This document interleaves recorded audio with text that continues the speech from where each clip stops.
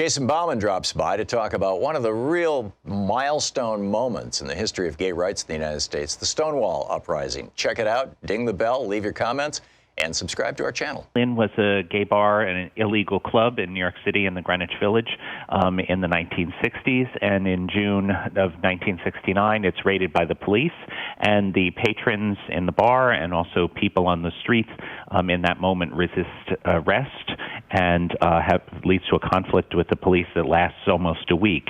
And that conflict really transformed LGBTQ activism in the United States and helped it become a mass movement. Before Stonewall, there were pioneering activists all over the country, and there were a number of other riots in San Francisco and Philadelphia and so forth. But after Stonewall, it went from pioneering small groups of activists to really thousands of people embracing this platform of gay liberation.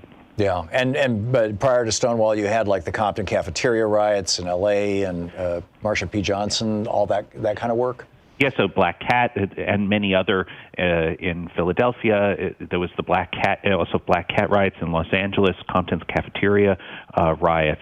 So Stonewall wasn't the first of these riots, but probably the best remembered, and it really served as the turning point. And also, so you had these activists with Mattachine Society, which was a gay organization at a kind of national level. Before that, also Daughters of Bilitis, which is a lesbian organization, and other activists working across the country. But there's small groups of people, 10, 20 people in each city, maybe 400 people in the United States in the 1960s, and after, in 1970, you have thousands of people all over the country. Yeah, I remember this well because in 1969 I was working as a rock and roll DJ, and I was the DJ for the local gay bar in Lansing, Michigan for part of that year. Wow. And I'm not gay. You know, my wife Louise and I she used to come down and we would dance together. I would DJ the drag show in part. And I've been watching this scene for a long time, and particularly with great pain. I'm an old guy, right? And with great pain in the '80s when when Ronald Reagan refused to even utter the word AIDS, and we had this horrible crisis. And it seems to me that in many ways, we've come so far, and yet you've got the Trump administration now trying to radically roll back the clock. This new proposal that doctors can refuse to serve trans people, his messing with the military, all these other things. Where are we really at, in your opinion, when it comes to the rights of LGBTQ people, and to what extent does this hardcore right-wing kind of Mike Pence, white evangelical megachurch hate-fueled movement seriously actually threaten gay rights or LGBTQ rights in the United States?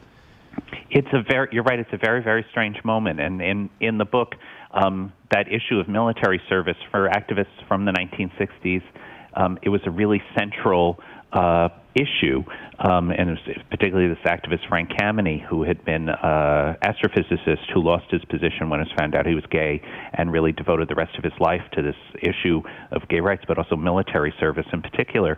And many people see military service just in terms of whether they themselves want to serve or whether they think the military is just or unjust.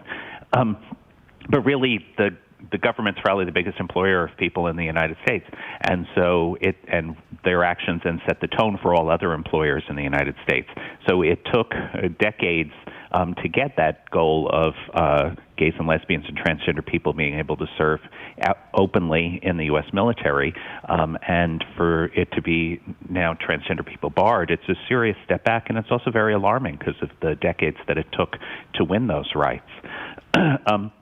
But at the same time, talking about Kameny again, and so Kameny is also first gay person to run for Congress and runs in 1971. He doesn't win, but is the first person to do so. And so it's interesting now having a openly gay candidate throw their hat in the ring. Yeah, Pete Buttigieg. Yeah, so it's both a moment of repression and a moment of people pushing the boundaries and pushing the envelope. And I think you see this in American society, is that it goes through cycles of conservatism and liberalism and radicalism. And in the early 20th century, in the 20s, it was a much more permissive and open time. And then into the 1940s and 50s, the country got much more repressive, and you had the McCarthy era, and homosexuality was one of the main things that was repressed during that time period. And then this opening in the 60s and 70s.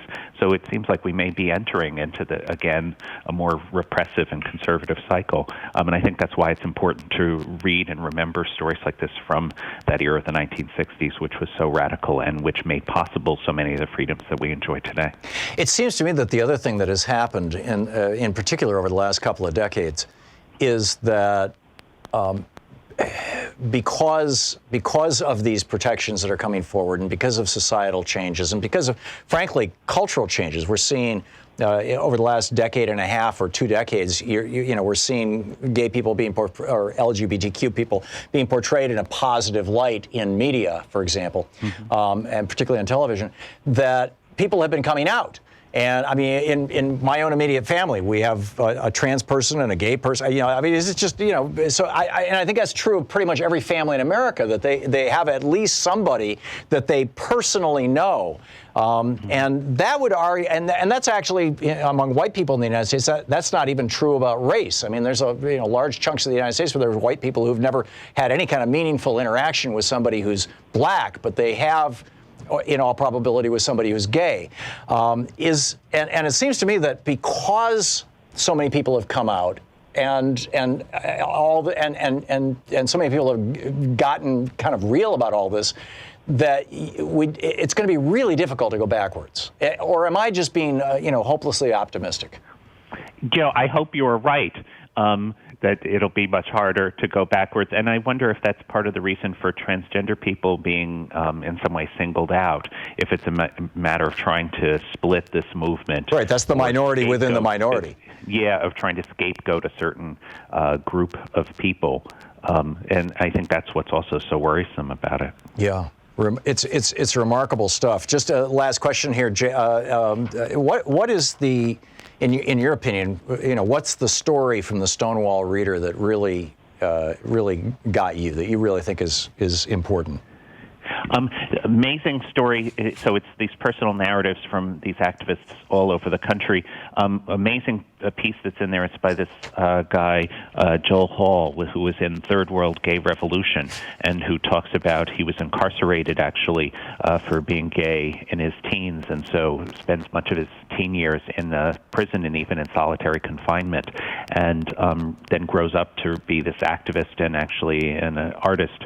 And it's just amazing the oppression that people suffered during that period in the 1960s and 70s, and really how they triumphed over it, and really by politically organizing, by creating political communities, newspapers, through protest, and they moved our whole society forward. So I want people to be inspired by these stories that know what it was like in the past, but also that they can make a difference today.